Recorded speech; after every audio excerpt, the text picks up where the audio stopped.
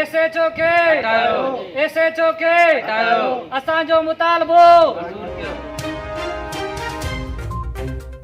डोकरी ज़मीन ते कब्ज़े ख़िलाफ़ एहतजाजी मुज़ाहिरो, पुलिस कब्ज़े वारनि सां बिट बणियल। डोकरीला ॻोठ मोहम्मद खान कलोड़ो जे लोअर स्टाफ जे मुलाज़िम एहसान अली कलोड़ो जी ज़मीन ते कब्ज़े ख़िलाफ़ आल सिंध लोअर स्टाफ तालके डोकरी जे मुलाज़िमन अब्दुल गनी थईम, आसिफ अली कुंबर, अख्तर अली अबड़ो, नसरुल्लाह कलोड़ो, वसीम अली काज़ी, मेहुल जैसर, हुबदार भाड़ो ऐं ॿियनि हथनि में प्ले कार्ड खणी मोहन जो दड़ो पुलिस ख़िलाफ़ मोहन जो दड़ो प्रेस क्लब वारो एहतजाजी मुज़ाहिरो कयो।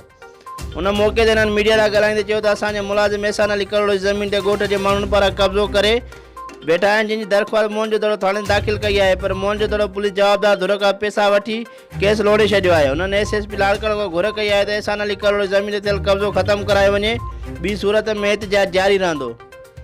रिपोर्ट बिलावल जूणे जो, सिंध सोशल न्यूज़, डोकरी।